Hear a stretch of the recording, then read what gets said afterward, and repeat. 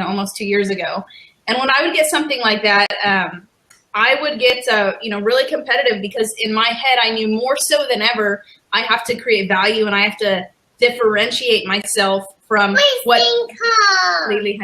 from what most people are doing, which is in that post. I mean, we saw a lot of people say, hey, you know what, here's your price. It's not, or they would just, most people wouldn't take that lead seriously. And for me, the ultimate goal is, I know the biggest leverage that I'm going to have is to get that customer on the phone. Now, I can't call them because there's no phone number, but I want to create that, break that trust barrier a little bit. And yes, of course, absolutely, I'm going to do a personalized video to them. And it might, if depending on how their request came through, if it was, I need this, this, and this, otherwise I'm not going to respond, then I would acknowledge those in the videos, but then I would close off with, hey, I hope you enjoyed this video. I made it safely for you. As you can see, I'm going to be different from most car buying experiences. I have some more information for you. Call me back. My number's listed in this video.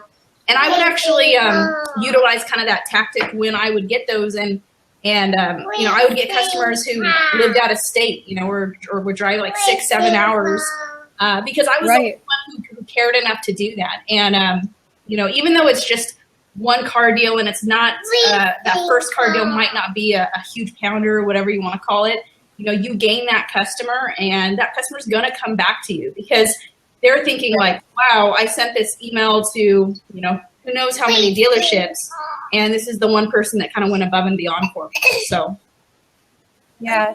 I think that one of the things that we need to address is we need to stop calling these things leads. These are not leads. These are people who want to buy a car. And if you just think of it like a lead, it's easy to cherry pick and it's easy to blow right past it. But that was a very succinct buyer. I buy the exact same way. And whether it's sending an email or standing in person at an electronics store, I'm going to do the same exact thing. And trust me, I have sold and shipped cars all over the lower 48 through internet leads. So it's not about distance. I know that buyer was like 8 hours away. I mean, seriously, I've shipped from Michigan to Jersey to Cali to Kansas, all over the place. It's possible, but you need to acknowledge and answer the person's questions. If you're not able to do that, maybe you shouldn't be getting those leads. Give them to somebody who's willing to do the work. Right. I kind of thought too, like and I understand that there's some form fill things, but if I see a customer that sends in a form fill style email lead, like my name is this and this, I want it for this and this, what can you do on this? To me, that says it's a buyer who wants to make sure that they can trust you and isn't really sure how to interact and get the information that they need. So there's so many different options on how you can handle that, once it's coming in. And that's a big part of it, is humanizing yourself. Give yourself an opportunity to set yourself apart from the competition. It's the only chance that you have across the country to say, I am different, and the experience that you'll have with me is different.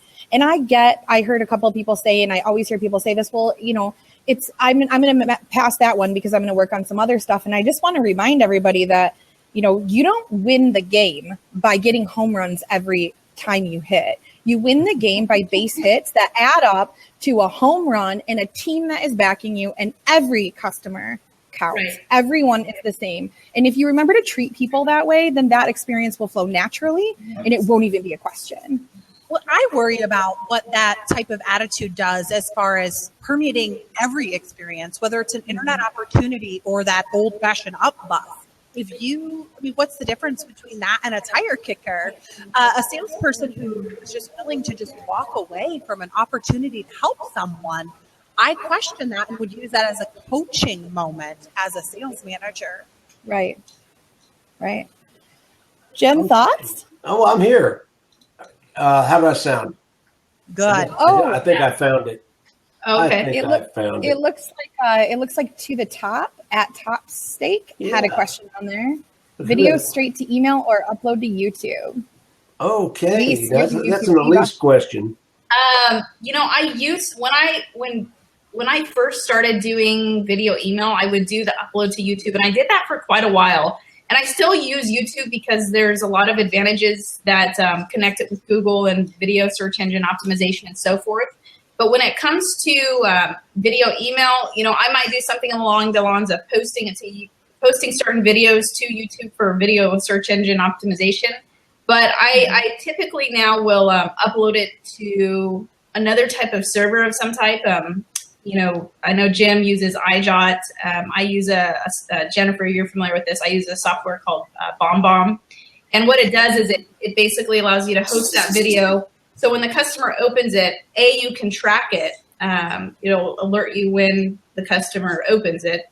And also they're only seeing that one video, so they're not seeing, they're not getting click happy and clicking other videos. A lot of people, when I put videos on YouTube, said, oh, wouldn't customers do this? I never really honestly had a problem with that. When I was selling cars and making my videos and putting them to YouTube, because that was the only thing that I knew at that point. I think I just had so many videos on YouTube at that point that customers would see their video to them, and then they would see, the whole sidebar of other videos that I had sent to customers. And then in their mind, they would actually reply back and go, oh, this is the thing, you do this, you send these videos to other customers. So it never was a disadvantage to me, but just with some other different tools and everything, personally right now, I like to host it somewhere, like I said, I do a variety of each, but I like to host it somewhere else. That way it's trackable and, only just that one specific video they see. Yeah. Now, one thing I've found is I've been putting my videos directly on Facebook. Now, it's a different format, and I'm not directly to consumer, but when you put original content on Facebook first, the views go through the roof. Right, I've seen that. Yeah, one of the things that I always I'll take this and put it directly on YouTube after I've run it on Facebook. Yeah. One of the things I always caution dealers on, because I think, in my opinion, from spending the last 6 years on the floor, in the trenches, in the dealership, and continuing to even now, because we have the side where we have ZMOT offerings, and then we also have the stores in the group with the Cardinelli group. One of the things that I've really learned is the hardest thing about video is implementation. It's getting somebody comfortable in front of the camera and getting them to simplify the process of taking one and uploading it. And we have to take away those barriers. That's why BombBomb is a great tool. But one of the things that I often see in dealerships is they'll attach it to the email as either a recording or they'll insert it with a play. And the biggest two problems with that is that we have to remember whenever we're interacting with the consumer that we have automotive best practices, which include having the video in there. And then we have email server best practices like Hotmail and Gmail are going to look at Yahoo, Outlook, whatever, and say, is this spam because it has it included? So it's always a better option, however you decide to attach it, to either use it as a link or make sure that the coding is right if you're at that level. So that would just be one thing I would caution people on when they're doing it. It does not remove or lessen the importance of it at all. You just have to make sure you're doing it right. And I always, something that I would do too is just right after that, right after I send any type of video or even just a picture or sometimes a PDF file, I have a template that's just a plain text confirmation just saying, hey, I just sent you this, wanted to make sure you received it. And, super, super simple. Yeah. And a lot of times, even when I do that now, they go, oh, you know what, it went into my junk mail or a response from that. And that's just something, again, when I've kind of learned when you can, I'm not really a fan of templates, but what I find myself doing is typing a lot of the same stuff over and over, which kind of takes minutes, which adds time to your follow-up, so to speak. So if you can kind of build those out as, just drop downs, it really saves a lot of time and makes everything kind of run like a very well-oiled machine. Right.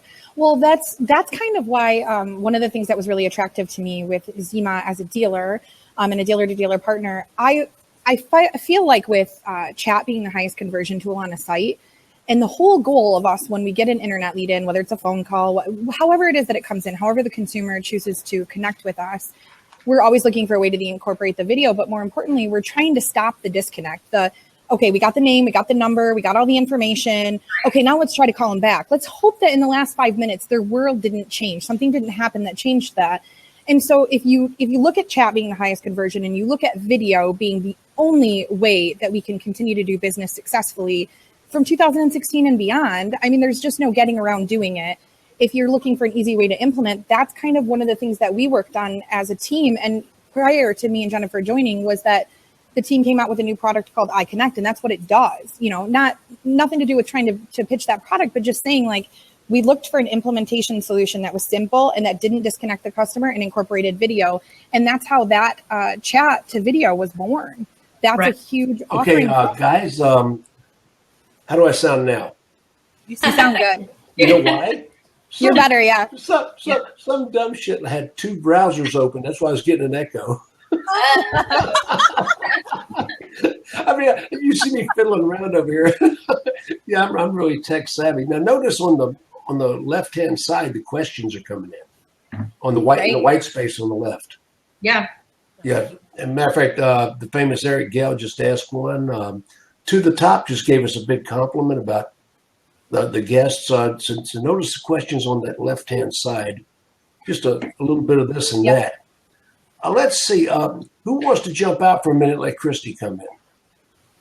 You know, here, I will pop out and let Christy jump in. Okay. Christy, you ready? There went Jennifer. Okay, Christy, jump in that open seat.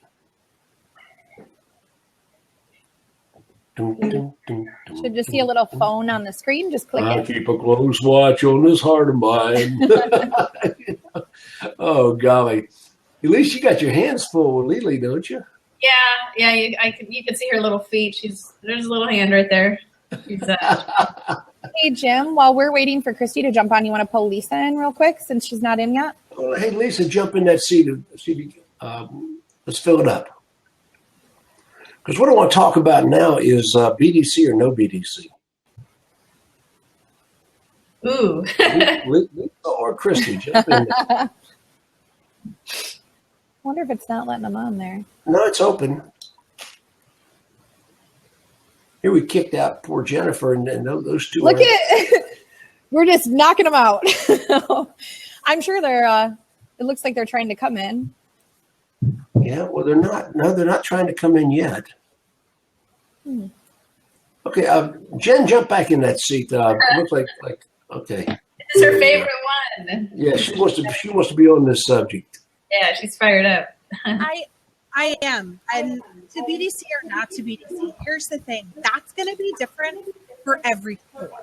But the most important thing, because that's when we talk about BDC or not BDC, we're talking about structure for handling your opportunities. And you can have either structure or a mixed structure. That part doesn't matter. What matters is your process. And you need a process that will work with BDC or customer care managers or appointment setters, whatever it is that you call them, or your salespeople. Average people with great processes can yield incredible results. Absolutely. Nothing to do with structure, 100% process. So ask yourself first, what's my process? Then figure out your structure to BDC. Right. Well, in the famous words of Taylor Swift, Band-Aids don't fix bullet holes. So let's, think about assessing the process. All too often stores say, well, I've heard I need a BDC. What does a BDC really do? It's something different in every store. But the basis of it is if you don't have the right foundation in place before you start one, it'll end up being a back and forth go-to thing where a year from now you go, well, we didn't really have any business. And that's not accurate. It's measuring the metrics in the beginning before you start a BDC. It's knowing what works with your process. And most important, it's making it a function to work alongside the sales team. All too often, they're competitive in nature, and it ends up that one is working against the other. And it has got to be a shared goal in the store to make it a success. 5 years ago, I was like trolling across the internet, just looking, and I come across this woman in San Luis Obispo, California, an Asian lady with coveralls. and she was working her deals A to Z. And Elise, how much of that was BDC and how much of that was one-on-one? Because I know you were delivering the cars, you were picking the cars up. Pretty much for the first 2 years that I was at that Honda store, it was cradle to the grave. So it was front to back. When I went back, when I was pregnant with Lily and I went back to the store, when I initially went back and was really upping my process as far as the amount of phone calls that I was making, the tools that I had when talking on the phone, I was creating a lot of appointments for myself to the point where I was really overbooking a lot of time slots. And so it created this frustration amongst the sales team because it was like, I could only handle one person, and then 4 other people would have to work other customers for me for half deal. So they said, all right, we're going to make you a 1-person BDC.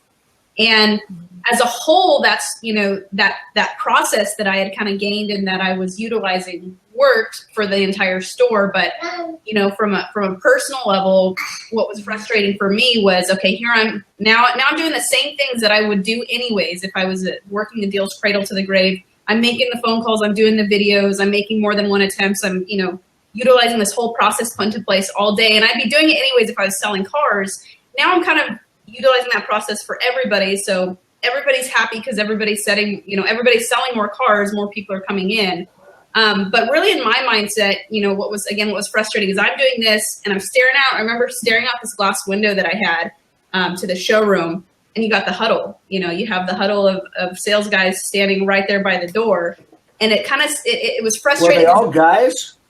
Yeah. Yes. It was this off balance. Was it all guys? I mean, there weren't any non-achiever sales girls in that crowd. In my mind, No comment. In my mind, as Bobby had said, it's all about process, and every store is going to be a little bit different. But a fully professional sales consultant, in the automotive industry, whether if you're selling cars cradle to the grave, you need to have those phone skills and those processes put into place like a BDC person, because we all know that, even when you're selling 30 cars a month, there's still those times where it's like, okay, I'm not with the customer. Well, what do you need to be doing? You need to have those phone skills and those processes put into place like you're a BDC person. As far as, which is better, I see a lot of dealers struggle with, we can't get our sales guys, or we can't train our sales guys to talk on the phone or make phone calls, so we're going to build a BDC department.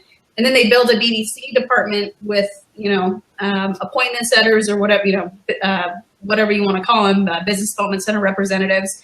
And then it kind of fails because it's the same problem. Well, we're not getting them to really, do much on the phone either. And so the core problem is, training your people and putting a structure and a non-negotiable process put into place when it comes to using the phone, using your CRM, and measuring your, results, as Bobby said, as far as the phone calls that you're making, the quality of the calls, how many connections you're making, how many appointments you're setting, and so forth. So if that's the road you decide to go, right. Sure that you manage those. Like Elise is saying, how many appointments are you expecting to show up? You can back into the number of activities those agents need to do every day. But the number one problem I see with BDCs in the store, they'll be trained if they're doing a great job setting those appointments and getting them to come. We have a breakdown in the process between the handoff between the appointment setting department and the sales floor. Right. So Well, the sales department loves the BDC. yeah, they do. Sometimes. Sometimes no. Well, what I see happening is that those BDC agents or customer care managers, whatever we're calling them, they spend 2 weeks getting and building rapport with this customer. The customer shows up and some salesperson ups them and acts like they don't know them from Adam.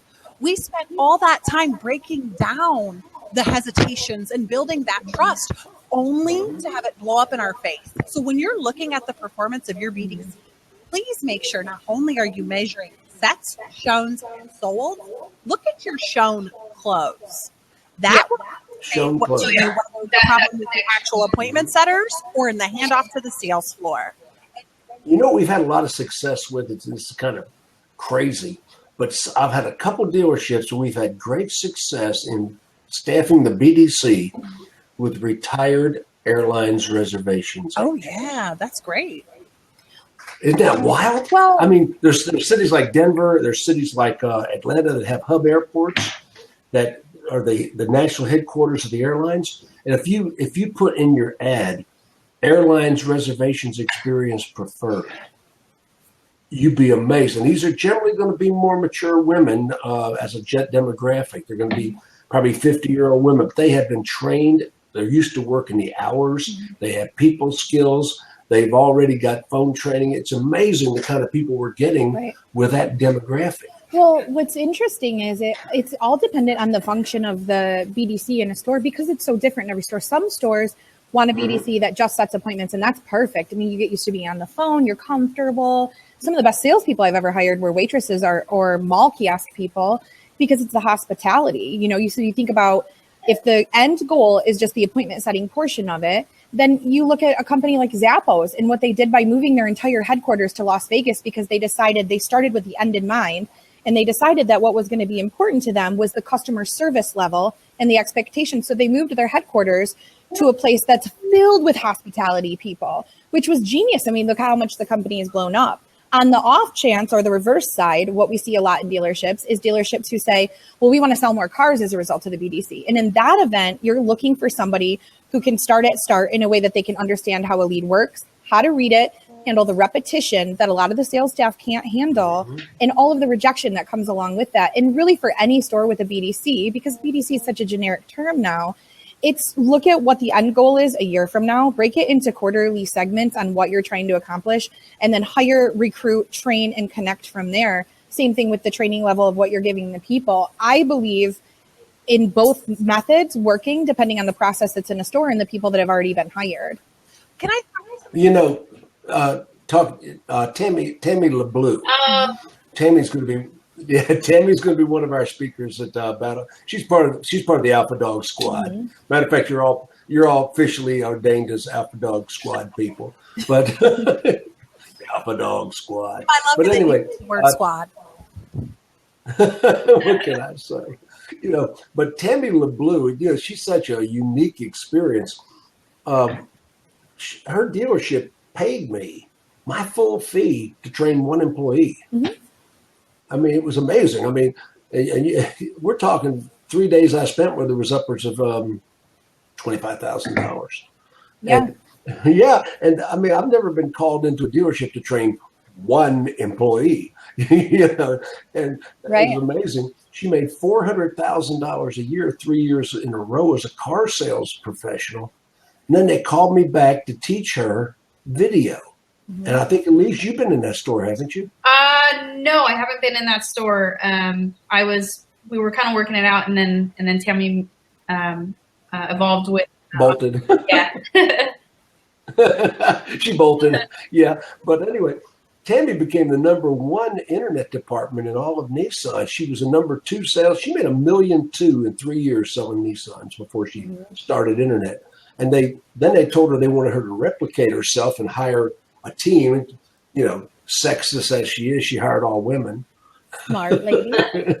Well, you know, Jim, you know what's interesting about that on so many levels is that, so NADA study from last year, and everybody knows they do this study every year, but one of the things I was recently speaking on was recruiting and connection. And NADA in their 2015 dealership turnover study said that the number one cost for a dealership, if we didn't already know this, is the people. And when you lose a good person, the potential investment in that person, their hiring, the replacement, all of that is 3 times the cost of what that person would make in a year, which may sound unbelievable to some people. But when you look at it relative to being a whole picture, it is. And last year, the sales consultant was still 72% of the turn with a 6% increase. And for female sales consultants, it was 90%. So I think more dealerships need to stop stepping over dollars to pick up cents and invest in the people that they have by saying, I believe in what you're doing. I believe in your potential. And because of that, I'm going to bring in the best, and I'm going to give you an opportunity to show me that you can shine. I'm going to disagree with part of that. All right, let's do it. I'm going to disagree with part of that because my thing is we do have high turnover in the car business because we hired the wrong people to start with. Exactly. That's part of it. I mean, yeah. You know, I believe in aptitude screening. Mm-hmm. Matter of fact, Omnia is one of the speakers and sponsors at the Battle Plan.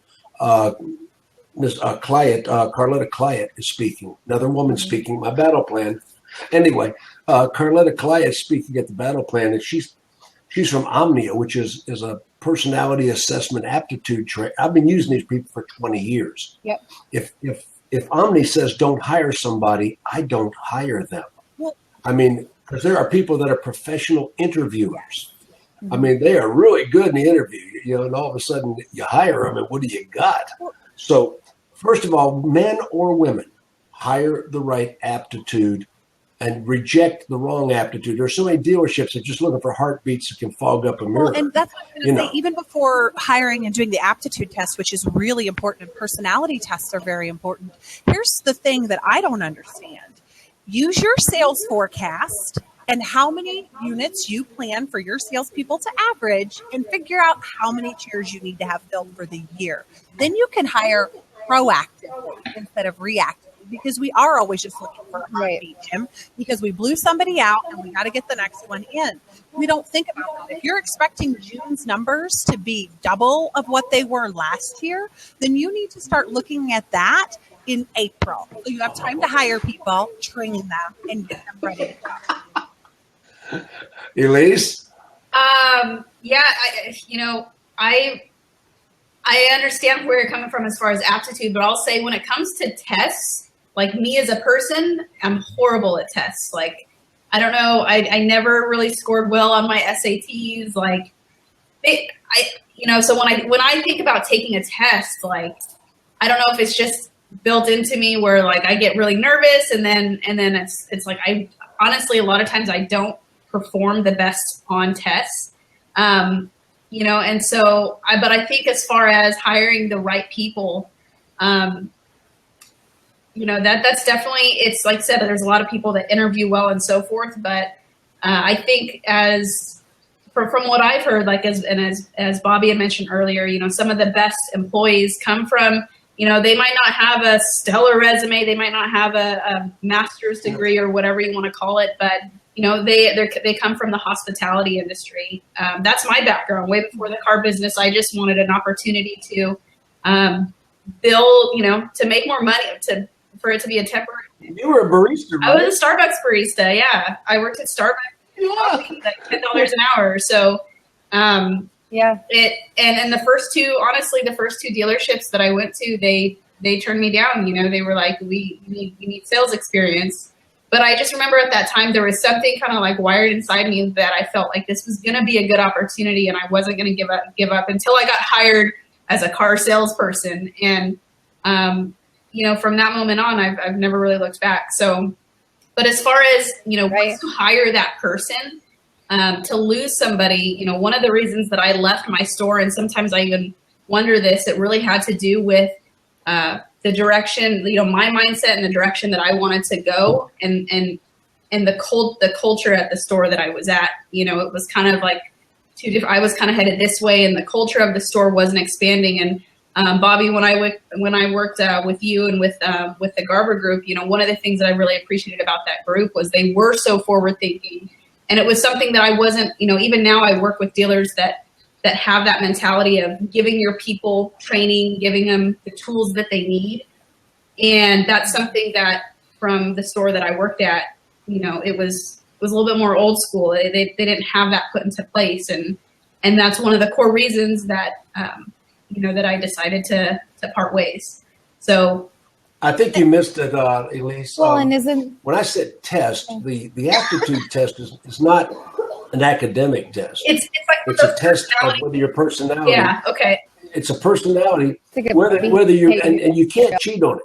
There's people. The test will even say this person tried to cheat on this test. It's more accurate than Maury. Consider yourself, like those ones where it's like, you just had a bad weekend. You talk to people at work about it, and then yes, most likely, not very likely. No, I kind of keep to myself. And then like 20 questions later, they ask us kind of the same question, but they word it a little differently, and then like your choice. Yeah.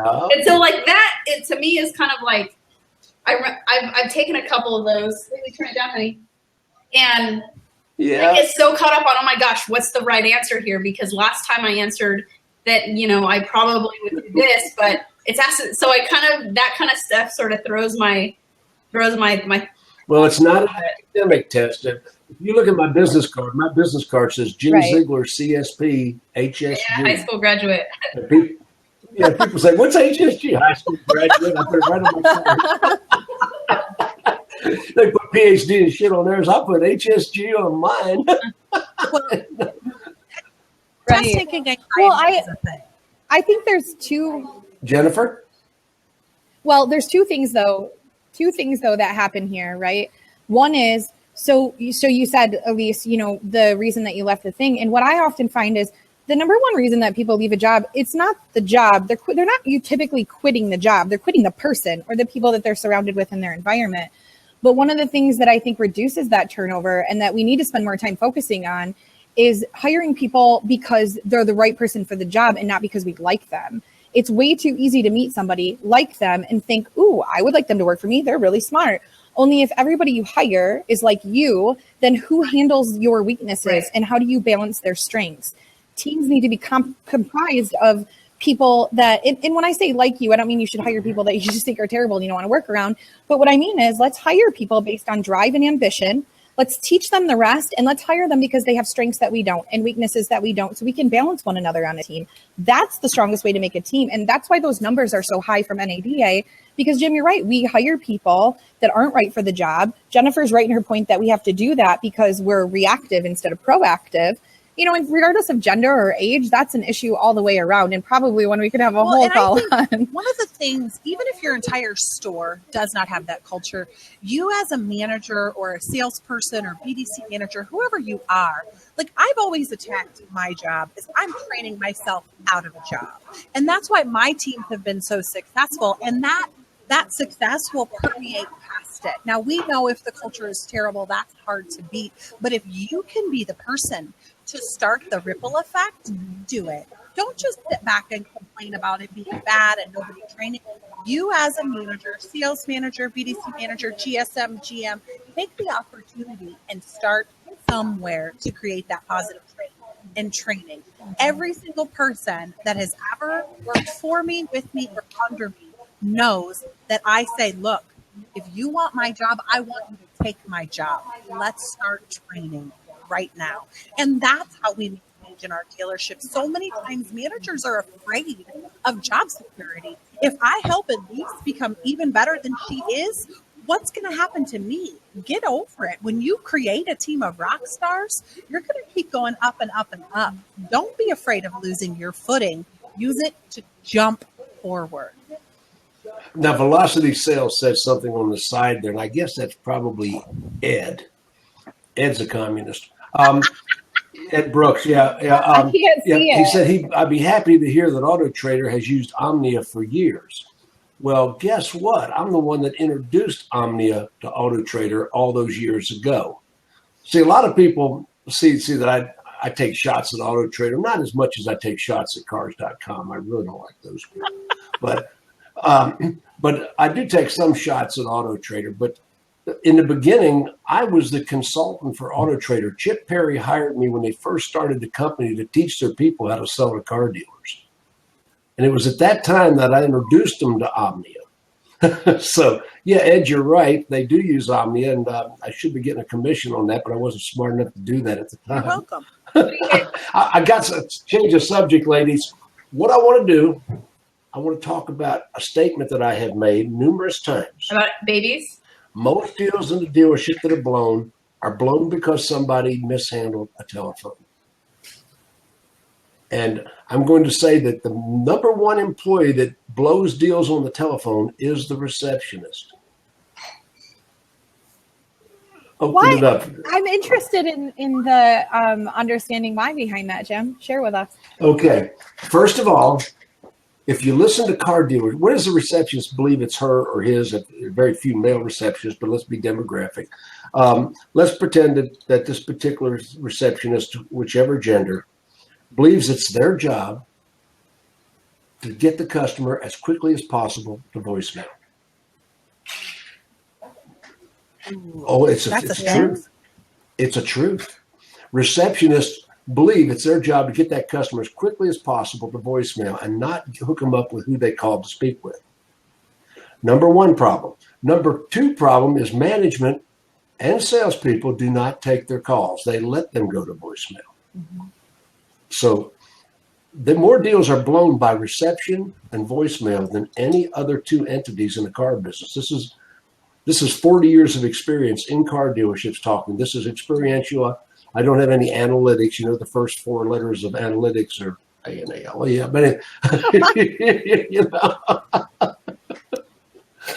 Well, here's the thing. I think with a phone call, and I don't disagree. Just looking at the whole thing is, every step of it is so important, right? If we have receptionists that are trying to get it to voicemail, is that because we've set a standard for how long it should take to get that call over? Is that because we're not forwarding calls to cells, or they're because overloaded?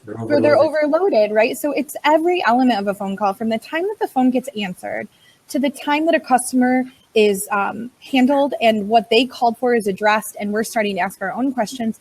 That experience has to be positive. Most of the OEMs require now that you don't have a call transferred more than 3 times, that you don't have to wait for more than 30 seconds for somebody to answer. And it's unfortunate that we allow in dealerships to take the lifeblood of our business, all the dollars that we've pushed. I mean, we're all trying to get them on the phone. Even if they send in an email, that's the end goal for that step, to get them in the store. And we squander the opportunities through not answering questions appropriately, through not having the receptionist send it to the appropriate person, by not picking up the phone. And it's amazing to me, because I'll tell you what, in my world in a dealership, if you're not good on the phone, you're not taking phone calls. And if you don't answer your phone calls when a dealer, absolutely not. Take them off. It is a right. It is not a right. It is a opportunity that is earned. Privilege. Absolutely.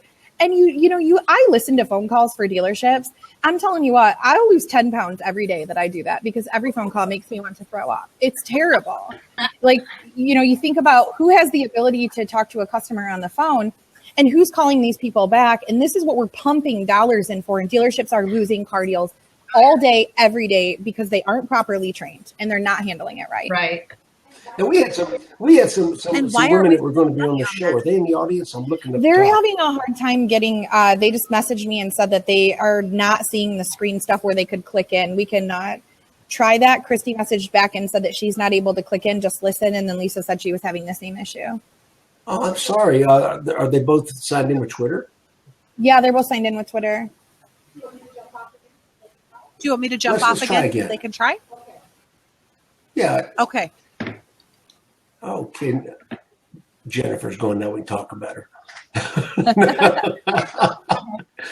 Let's see. Who needs to jump in that seat? So either Lisa Gropes or Christy Roman, they're both in the audience, but saying that they can't see it. I'm sort of upset. Everybody's got more applause than I have. If we're yeah, there you go. We've got a lot of people actually that are kind of listening in with stuff going on here. Actually, Jim, if you tell us what the next question is, I could give you a suggestion on who to pull. Well, let's get whoever would. Let's see. Let's I pull really wanted to keep this the Divas today. Yeah, let's pull in Ashley Mayberry. She's on. Is Ashley out there? There she goes. There she is. Oh, she's not messing around either. Oh, no. I'm on my way Ashley, to the airport. Oh, golly. Oh, she's in the car. I'm on my way to she is dealer to help them with some CRM utilization. So I'm on my way to the airport, but I'm happy to join you. Okay, now you're in the passenger seat. I'm in the back. Okay, very good. I'm taking an Uber. An Uber, okay. Yeah. So to tie into what we were talking about with the receptionist, I think it's all about training our people and setting up those expectations. Do they know that we don't want customers transferred to voicemail? I would say that most of them don't. Most people want to be great at their jobs, but we have to tell them what our expectation is and let them know how to be great at those jobs. Agreed. We have to set expectations and manage them. I can't tell you how many times I've called a dealership and they don't know that I'm not a customer. I mean, they don't know that I'm a vendor or a customer. They don't know who I am. And I let it go back to the receptionist. I won't speak to the voicemail. And I say, I'd really like to talk to Roger. And then all of a sudden, miraculously, they get me through to Roger. But they, on the second attempt, after they dumped me into voicemail the first time. So they always had the capability. Well, and I think for you and we think that it's just common sense not to send somebody to voicemail, but we have to understand that sometimes when we hire people, that's not common sense for them. They want to just transfer that call and answer the other line that's ringing. We need to tell them that that's not acceptable, that when you have somebody who calls in we do not send a voicemail. We need to keep that person live on the phone until they can talk to a real person and set up that expectation. Ashley, how many deals do you think are lost? A percentage, or just, pull the number right out of your anatomy. You don't have to have stats. How many deals do you think are lost because of a receptionist mishandling the phone? I don't think that as many are lost as that are lost from salespeople who are messing up the calls, that's for sure. But I would say probably at least 20, 25% for receptionists not getting them over to the right person appropriately in a timely manner. But definitely, I think we're missing the ball with salespeople who are answering the phones, or even BDC people for that matter, that aren't trained on how to take a phone call and try to sell the car over the phone. Yeah, I'll tell you honestly, I don't believe, I would think it'd be a higher percentage than not. Consumers do not speak to voicemail. I don't think they talk to it.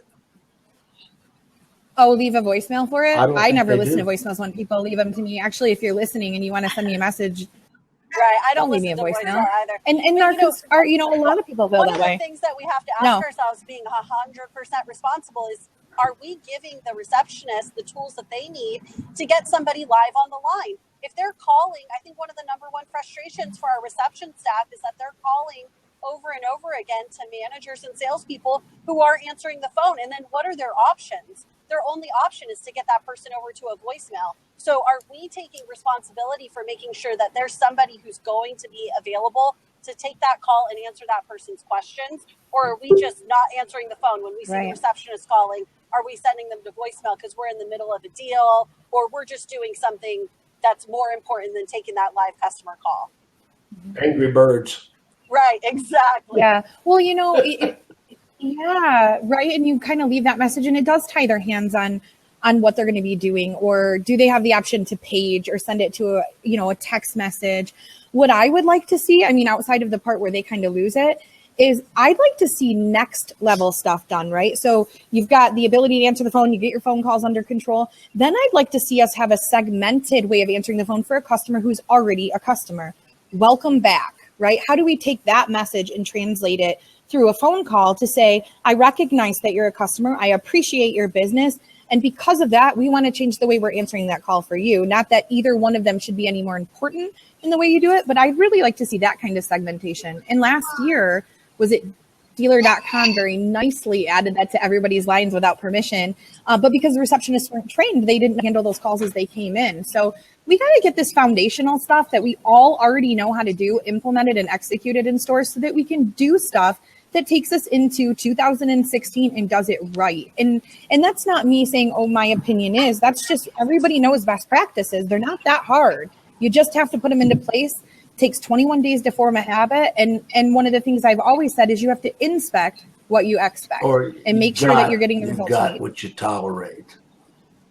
Exactly. I see so many dealerships tolerate. Now, see, I still study Elise Kephart Adami. Well, Elise Kephart at the time. I studied Elise Kephart videos all the time. And if you ever watched her, hi, Cynthia, Elise. Oh my God, so much excitement. So excited. So much excitement. And customer goes, damn. That's energy transfers. Energy transfers. It definitely does. I see so many people with what I call dead ass low energy on the telephone.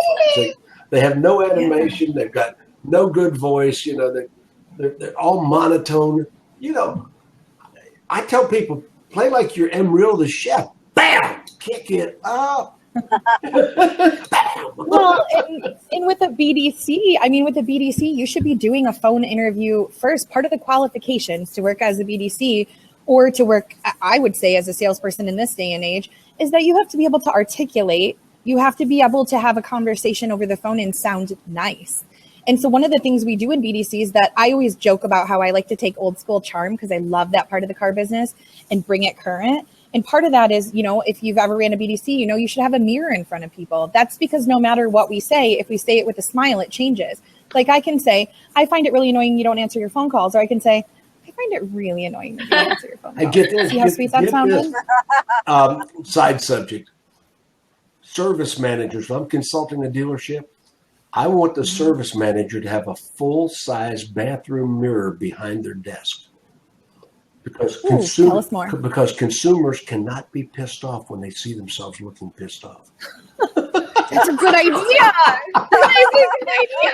Yeah, I mean, you got a heat case on a service drive. You take them in your office, and the customer sees their screwed up face when they're mad, and they stop being mad.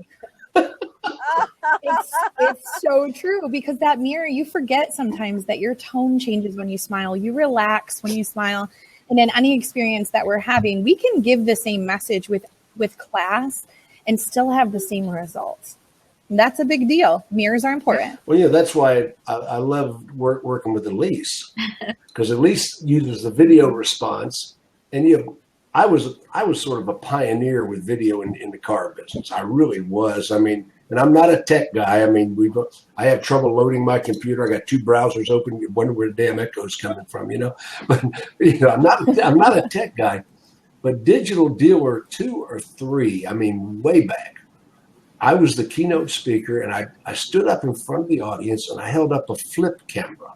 Oh yeah. Does anybody remember what a flip camera was? I probably have one of those somewhere around here.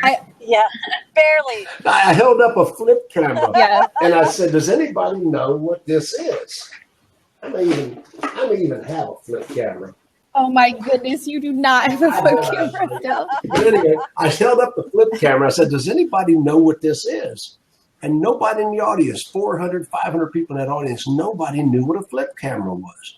I videoed a person in the audience, interviewed them, stuck it in my laptop, emailed it to myself, and played it back on the projector. And people were like, damn. And a year later, it was epidemic in the car business, video response. And not because I'm such a genius, I'm a member of the National Speakers Association. And I had just been to the National Speakers Convention the month before and learned about the flip camera. And I'm teaching people today, learn from outside the industry. So many people are teaching each other the same old shit that each other's teaching each other. We are so inbred with it. Yeah. We're not learning. We're like Arkansas hillbillies. This ties in so well with what Bobby was talking about earlier with the eye connect, because we're noticing that our salespeople are doing so much better when they're doing video chat. And why do you think that is? Because it's so much more like body language. I can see the other person. I can see if they're smiling. I can see what their reaction is. And I can also see myself, and I'm smiling, and I'm connecting with them in a way that's natural for me as a salesperson versus on the phone where I can't see what their reaction is, and maybe I'm not so good at that. So it ties in perfectly to the eye connect that we were talking about earlier. Video is where everybody wants to be. That's why everybody's on this Blab right now, because we can not only hear you, but we can also see you. This is a lot more fun than a conference call. We've had 101 people come in and out. And there's 25 right now on the Blab with us. Nice. But over 100 people have come in and out of this Blab. Yeah, it's interesting to me, though. You touched on a really good point there, Jim. It's interesting to me that since 2, and we're now at 20 for that digital conference, which is 10 years, right? Because it's twice a year. Let's just go with that. 10 years, and we're still trying to get people to implement stuff. Can you imagine if a dealership 10 years ago, let's say 5 years ago, put in a badass video process and started using it, and they were all looking at everybody like, oh, that's so funny. Look at you guys still trying to do it. The crazy thing is Cardinelli is one of those groups, and that's why they're at number 4. There's a ton of dealerships that are out there doing incredible things, but there's way too many that aren't participating at all. And it's like you tell them about it and they go, well, I just don't know if I agree. Let's stop making decisions in business just based on our gut. And whether we like the change or not, it's time to adapt and start implementation. And you can do that in baby steps, but for crying out loud, get to do it. Catching up with me on applause over there. Eric's loading you up. One of the foremost video practitioners in the world is sitting right there, Elise Kephart-Adami. I mean, her video is so personable, and her ideas. When I listen to her at Battle Plan, I'm blessed because I get to learn from you guys. It's not, I don't just go there to teach. I mean, I've been teaching for 40 years, but I'm learning.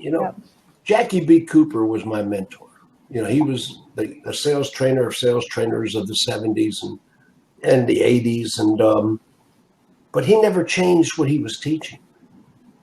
I have changed and reinvented Jim Ziegler so many times and moved forward. And there are so many people in my age group and the generation behind me that refuse to change. They're stuck in the time warp. You know, it's like Groundhog Day. They wake up to Sonny and Cher every morning, you know, and that nothing changes in their life. You know, so it's important that you have to step out there and be brave enough to try and do new things and invent new things. So many people don't do that. Yeah. So BDC or no BDC? Yeah. Ashley, BDC or no BDC?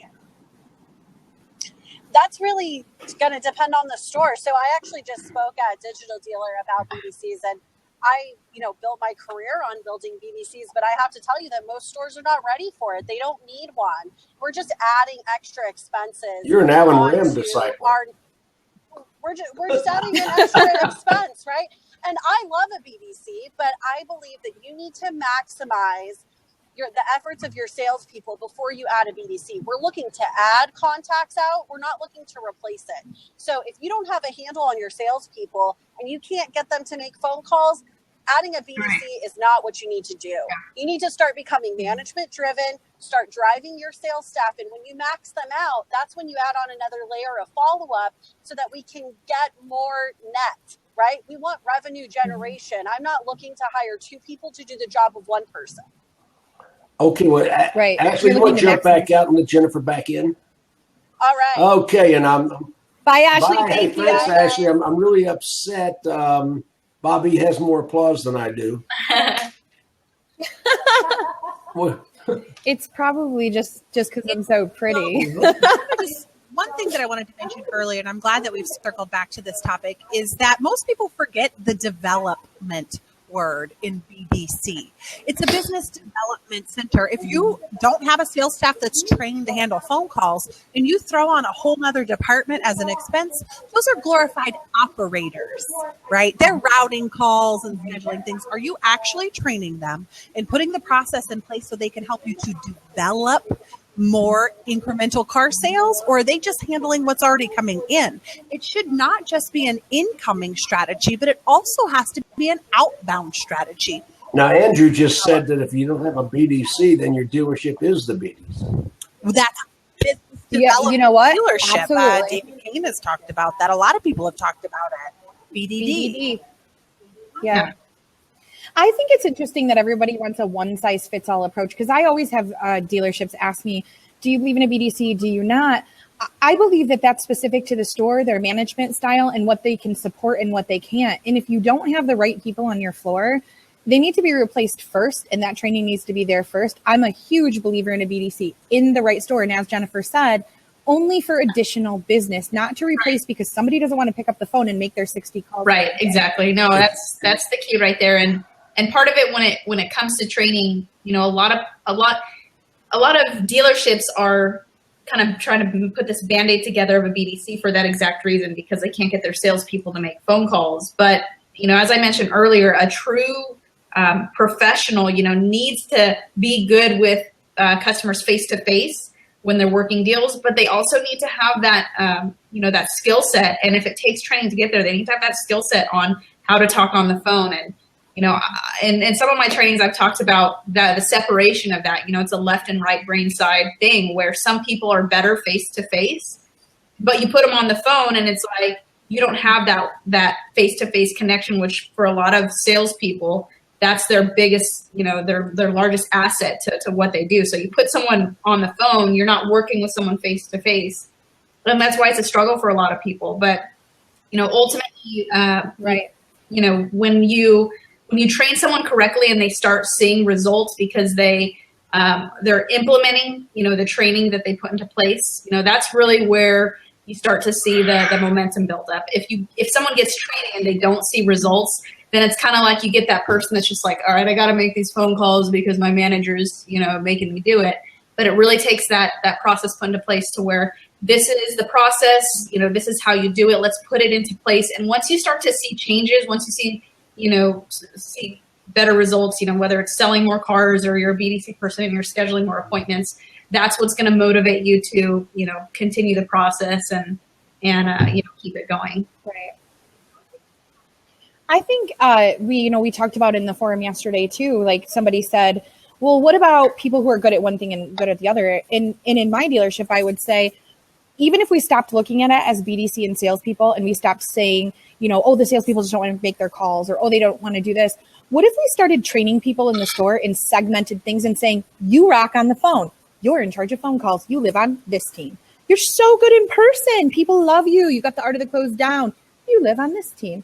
Or we say, you know what? Your communication by email is on point. Why don't we start magnifying the strengths on a team, training to those, and then segmenting people in that way, rather than calling it what it's not and saying we have two separate departments on the sales floor.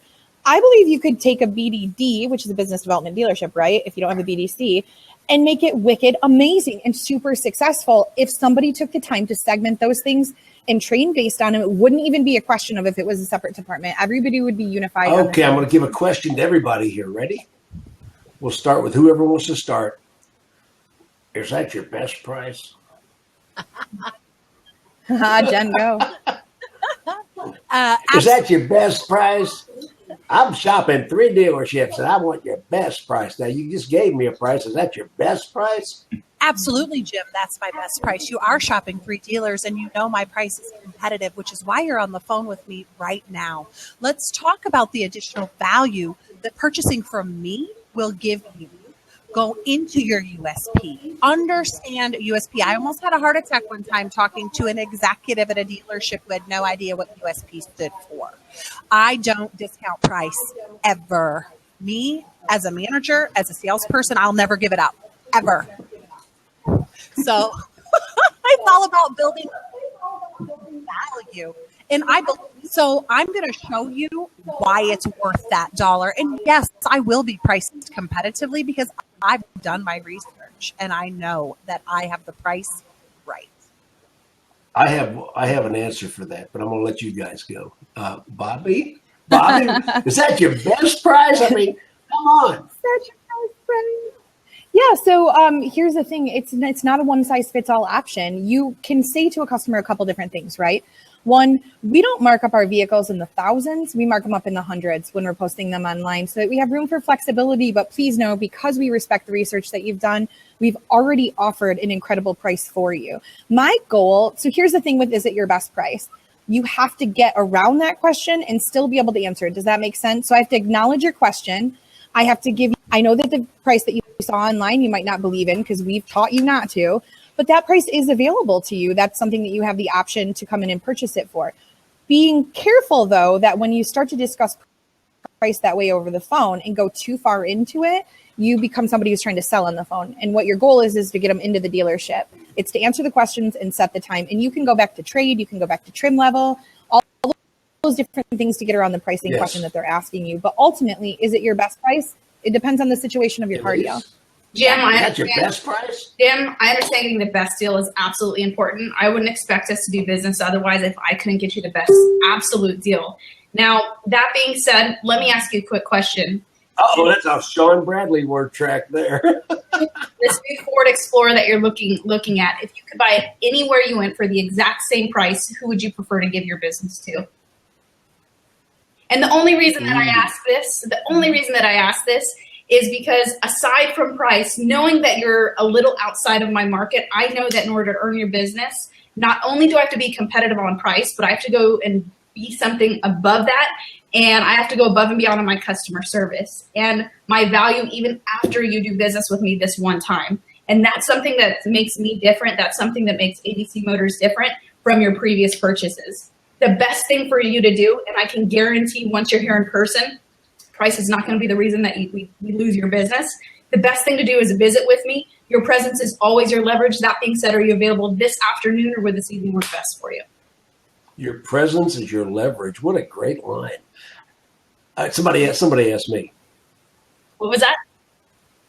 Jim, what's your best price? Oh, well, that's the best price that we're allowed to give on the telephone or advertisers. Certainly, heavens knows, that's not our best price. Original Ziegler. Oh, you yeah. like that? You like that? Oh, no, yeah. that's the best we're allowed to advertise or give out on the phone. I'm not allowed to give that out. The biggest problem is I think that the reason, I mean, think about that. Is that your best price? Oh no, sir, no, absolutely not. What? That's not what you're going to get when you come here. The problem is everybody else is willing to answer it for them. And what I think that the reason that people ask that question when they talk to us on the phone, and the reason that when they send in an internet lead, they don't ask any additional questions, but that is the first one, is they already know if it's your best price or not. They've already seen the invoice. They've already done 17 and a half hours of research online. You are 1 in 3 that they'll visit, but you are 3 to 7 that they have already visited online. They already know the answer. But because we spent so long advertising things like $199 lease payment, and you got to qualify for 17 things, have brown hair, a purple short, and walk a dinosaur on a Tuesday, boom, you get the deal. Because we've done that. What they're really asking us, a T-Rex. Herbivore. Yeah.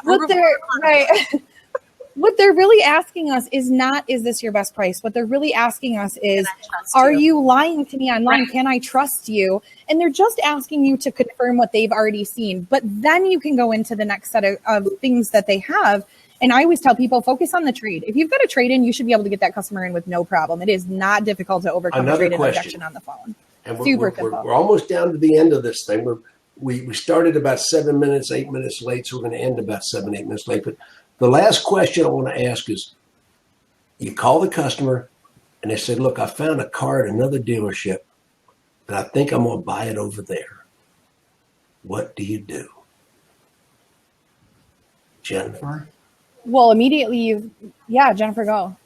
So first of all, I mean, I'm really excited that you think you found the right car for you. Can I ask you a couple of questions about the car that you found at the other dealership? How does it compare to what you were looking at my dealership? And why, is it what they've done or is it the vehicle? Let's talk about what it is that really is pulling them away. Now, first of all, I think that if you call the customer and that question or that issue comes up, then you skip some steps earlier in the process because you shouldn't even be there, because you should have already handled that. But if they do say that, you're going to have to pinpoint what that objection you missed is, because it's probably not the other dealer and it's probably not the car. There's another objection that you have failed to Okay, so you don't think it's the car? Especially if it's the same car. Not if they're dealing with me. Oh, God. No, we're talking about in super women. Is it here. a I'm used not car? talking about your average person dealership. Bobby, what's the answer? So if it's a used car, it's a different make model. I'm going to go right into value proposition on the car. I'm going to run a Carfax from that other dealer. I'm pulling their screen up right now to find out how they were even able to offer a similar car for a different price than I was, so it doesn't happen again. But I am selling that value. I am going to try to match that deal if that's what I have to do to get there. There's so many different things we can do in that situation, build value in ourselves. Check to see if we have the car. There's going to be times where we lose that battle because maybe we are not priced right or we didn't acquire the inventory in the right way. But a new car, apples to apples, if we're looking at that, I can get thing that I don't have on my lot. I will sit down and do a acquisition, setup with you. What exactly are you looking for? And I tell people this, Jim, in trainings all the time. Do not be afraid to say to the customer, the last time you bought a house, did you call your realtor and let them know what you were looking for and let them find it for you? You did. Let me be your broker. Trust me to be able to find you that. And if they still are insistent on the car on the other lot because I don't have it, I'm going over to that lot and I'm buying that car. 10 years ago with my old school charm, I had to put a deposit on it and walked, but I know now that that's not okay. So no, I would be looking at everything I could to make that happen. Elise? I would want to pull, hopefully I would already I wouldn't be in this situation. But if I was in this situation and they said, hey, I went to another lot and I found a car that I think I'd like, I'd say, all right, great. Well, I'm glad you found the vehicle that is best suited for your needs. Let me ask you a quick question. If you had to pick one reason on what's preventing us from doing business, what would that one reason be? And I only want to pull kind of one reason out because there could be a variety of them. It could be price, it could be trade, it could be, I don't have the car in stock. I don't really want to overcome all those objections on the phone. I kind of want to just find what the most important reason is. So, a good thing that I would say, if you had to pick one reason on what's preventing us from doing business, what would that one reason be? Whatever that one reason is, that's going to be my one objection handling technique that I'm going to acknowledge, overcome, and reschedule an appointment for. That makes sense. I am amazed. This hour and 10 minutes has gone by so fast. we've already exhausted our time. And I got to admit, I'm sort of pissed off. All three of you have more applause than I do. I'm trying to help you, Jim. I'm giving you props. There you go. Round of applause. I'll have this up on Facebook this week, and I'll also have it up on YouTube after I put it on Facebook. Because, like I say, put it on Facebook first, it gets infinitely more views. So I'll put it on Facebook first. I'll let it percolate for a day or two. Then I'll put it on LinkedIn. I'll put it on Google Plus, and we should get a heck of a lot. Now, internetbattleplan.com, internetbattleplan.com, all three of the superstars that you see in these screens, all four of the superstars you see in this screen, myself. All four of the superstars you see in this screen will be at Internet Battle Plan, Houston, Texas, March 9th and 10th, with 20 experts on stage, every aspect of internet sales and marketing. General managers and dealers attend free. The website, internetbattleplan.com. The ladies of ZMOT and the Elise Kephart Experience. Hey, and this might be your last chance to see Elise for a little while because she's July? July, yeah. So probably by the time of the conference, I'll probably know that was the sex of the baby at that point. So that'll be really exciting. Yeah. You're going to be on stage with the bump. Yeah. You're going to have a bump. Get a 2-for-1 deal. Yeah. Well, you've been on my stage before with the bump. Have I? Let me think. I think I have, but I think I have. There's been so many. I remember Lily was an infant when you spoke in Detroit. I was in Detroit. Yeah. Yeah, that was at the MGM in Detroit. Yeah, we're up to Battle Plan 19. That's amazing. Yeah. But if you're looking for an internet conference, it's a boutique. I mean, it's not going to be digital dealer, but every one of the speakers on the stage are handpicked by me. So it's going to be no wondering who has content and who doesn't. You're not rolling the dice with 10 people wondering which one you want to listen to. Okay, everybody. Well, thank you for being here, all of you. I appreciate your time. And you guys are loved and appreciated. So I'll see y'all later. All right. I'll see you. I'm taking your picture. Oh.